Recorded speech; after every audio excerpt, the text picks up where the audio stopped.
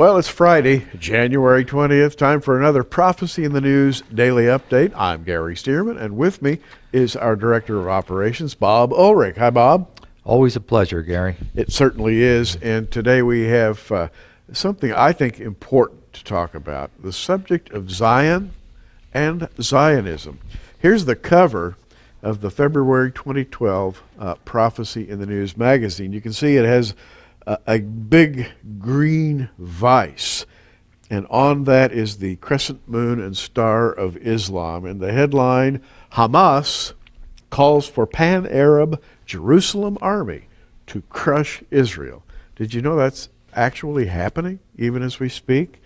I have a Bible verse on the cover down here. It says, Behold, I will make Jerusalem a cup of trembling unto all the people round about, when they shall be in siege both against Judah and against Jerusalem. Bob, they are in siege against Judah and Jerusalem right now. Gary, Israel's in a fight for their life. I mean, they're in an absolute battle for their life. War hasn't started yet, but for all intents and purposes, war started a long time ago. Oh, yes. And we sit and watch ourselves today. You've written this tremendous article on Zion in the February issue of our magazine.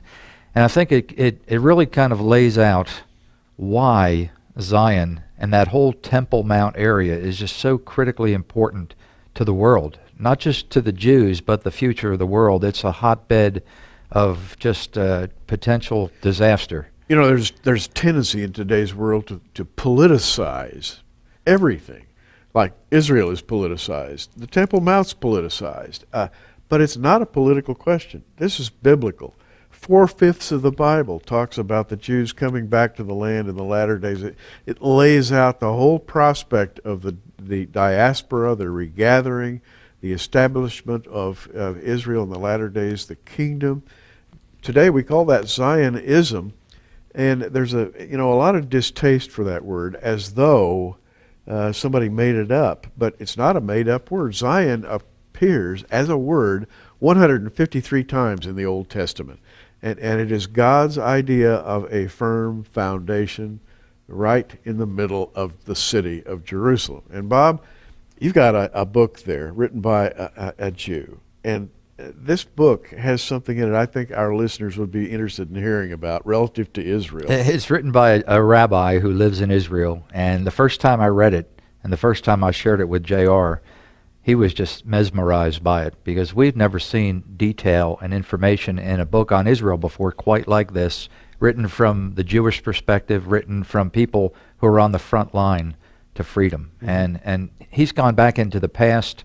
When the Jews were scattered to the four winds of the earth in 70 A.D., the Holy Land was desolate and became empty, and you can read all about that, and we all know about that.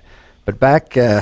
The name of this book, by the way, is Prophecies for the Era of Muslim Terror. You can find it in our online bookstore at prophecyinthenews.com.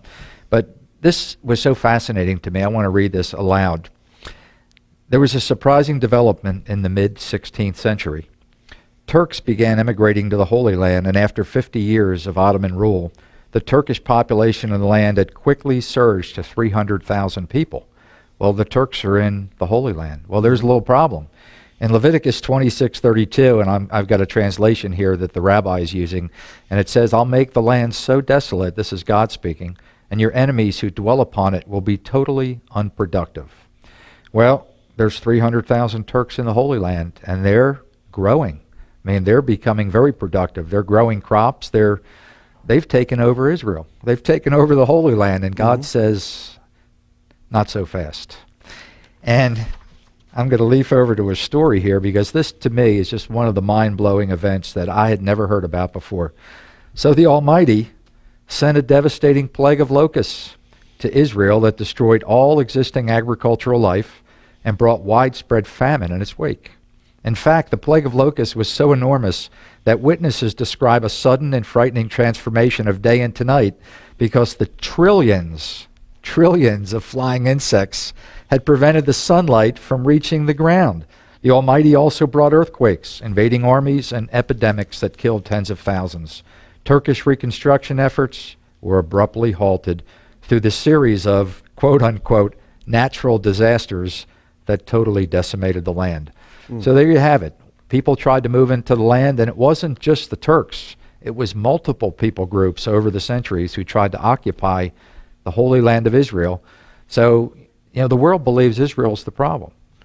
And we see this in the media. We see this in the United Nations. We see this in the phrase occupied territories. Israel is the problem. If Israel were just driven into the Mediterranean Sea, the problem would go away and we'd all sing Kumbaya and live peace and happiness. But that's not the case, is it? It isn't. That book's by Rabbi Menachem Cohen, and it's a wonderful book. He talks about rain, the absence of rain during the Jewish diaspora. Over 1,800 years it didn't rain in the Holy Land. That's 1,800 years without rain, and then just by coincidence, once the Jews started coming back, the floodgates of the heavens were opened, and it started to rain. And they came back for real, starting in 1897, when two men, we had a gentleman by the name of William Heschler, who was a Protestant minister who believed in Israel coming back to the land of the latter days, and Theodor Herzl. And together Heschler and Herzl formed the Zionist Congress, and then later on, 50 years later, as a matter of fact, in 1947, the UN said, Israel, you have the go-ahead to become a state. In 1948, Israel became a state, and the rest is recent history. But I wanted to go out on a high note today, Bob, because Psalm 87 states the case perfectly. You think about Zion, read Psalm 87. His foundation is in the holy mountains. The Lord loveth the gates of Zion more than all the dwellings of Jacob. Glorious things are spoken of thee, O city of God. Well, there it is. It's called the city of God, that's Jerusalem. The gates of Zion. The Lord loves the gates of Zion. What can you say? The gates of Zion would be the Temple Mount. It's a special place. It is a special place, almost beyond human description. There's an Arab mosque on that special place today, isn't there? For a while. For a while. And I take it things are going to be changed in the near future. But this is not me. It's not Bob saying we wish such and such a thing would happen. This is the Bible saying such and such a thing is going to happen, because God has a plan in motion, and that plan has spanned over 2,000 years, but we believe we're in the culmination phases of it.